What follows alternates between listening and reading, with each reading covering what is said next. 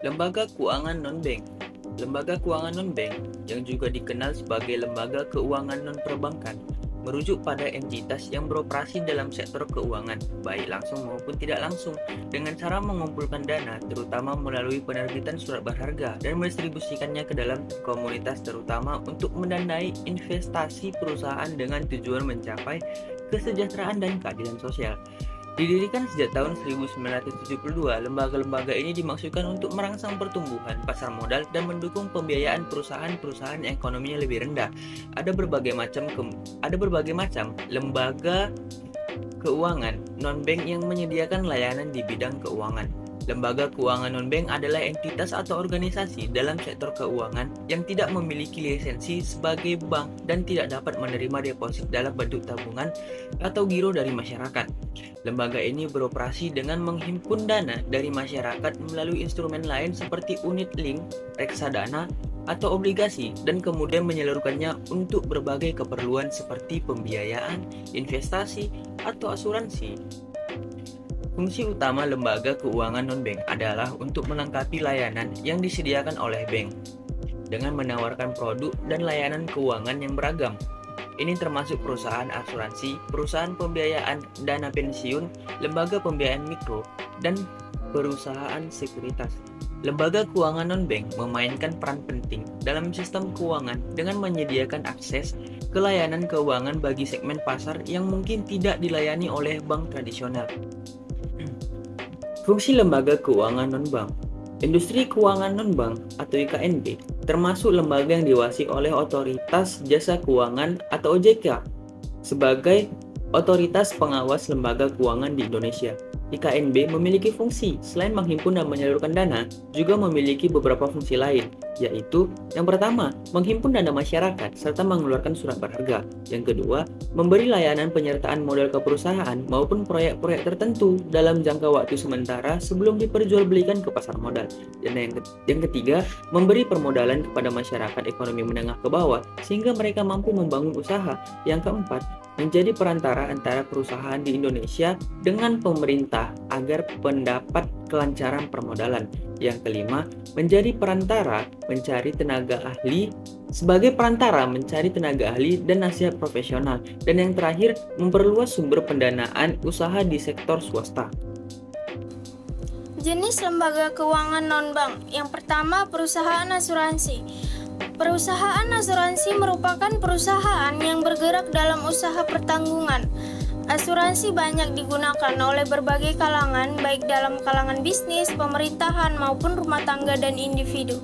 Secara umum, penggunaan asuransi bagi kalangan masyarakat tersebut yaitu rasa aman, berfungsi sebagai tabungan, dan penyebaran risiko. Yang kedua, perusahaan modal ventura. Perusahaan modal ventura merupakan pembiayaan oleh perusahaan-perusahaan yang usahanya mengandung risiko tinggi. Di Indonesia, usaha modal ventura dimulai sejak tahun 1988. Walaupun jenis usaha ini sudah mempunyai payung hukum, namun usaha modal ventura belum dapat berkembang baik di Indonesia. Yang ketiga, perusahaan sewa guna usaha atau leasing. Lebih ditekankan kepada pembiayaan barang-barang modal yang diinginkan oleh nasabahnya.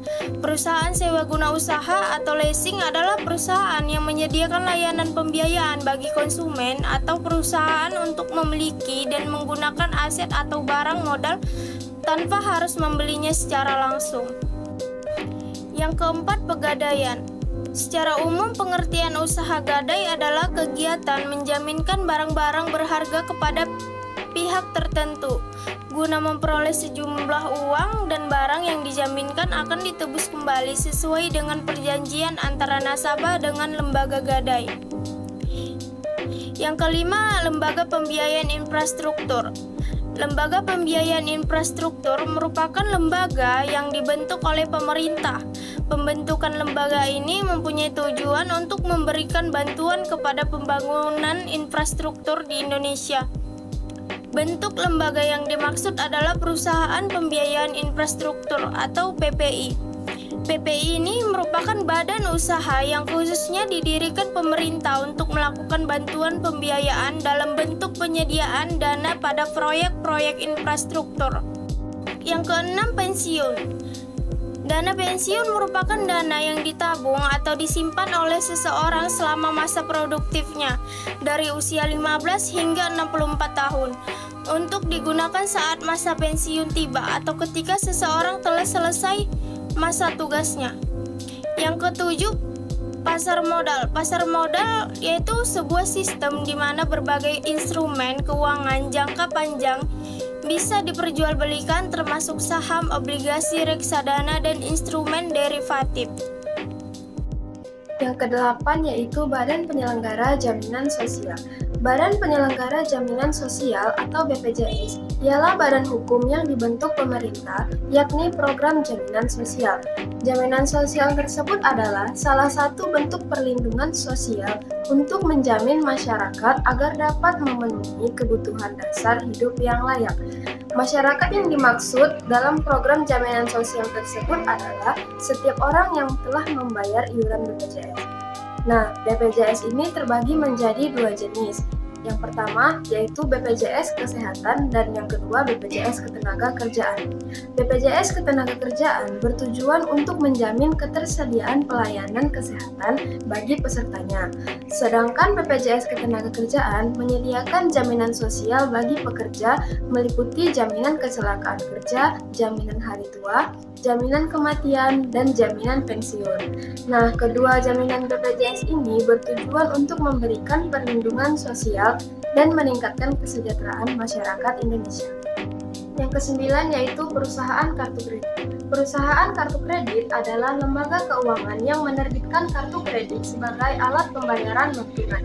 Kartu kredit juga merupakan salah satu alat pembayaran dengan menggunakan kartu. Kartu kredit juga menawarkan dua fungsi yang berbeda kepada konsumen, yaitu sebagai alat pembayaran dan sumber kredit. Kartu kredit juga dapat digolongkan menjadi dua, yaitu kartu kredit konvensional dan kartu kredit syariah. Kemudian yang ke-10 yaitu anjak piutang. Anjak piutang juga dikenal sebagai factoring, adalah layanan keuangan di mana sebuah perusahaan menjual piutang atau faktur kepada pihak ketiga, yaitu faktor, untuk mendapatkan dana tunai sebelum faktur tersebut jatuh tempo. Anjak piutang adalah suatu teknik pendanaan jangka pendek dengan memanfaatkan piutang yang dimiliki suatu perusahaan. Perusahaan yang bersangkutan menjual atau menyerahkan hak atas piutangnya kepada perusahaan anjak piutang.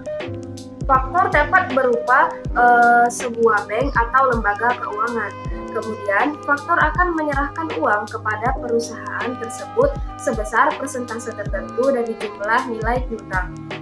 Nah, sebagai imbalannya, faktor akan membebankan biaya administrasi dan bunga pada perusahaan tersebut.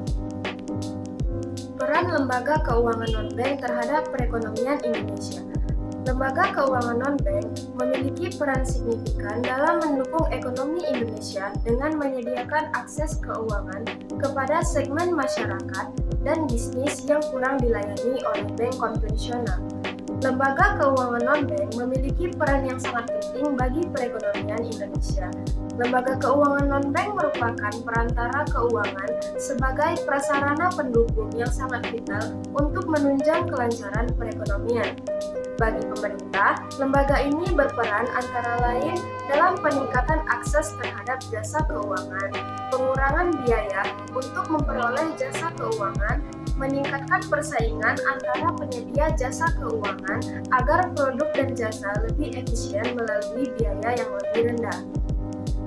Meningkatkan stabilitas keuangan untuk mendukung pertumbuhan ekonomi dan bisa mengurangi kemiskinan. Demikian pemaparan dari saya. Terima kasih.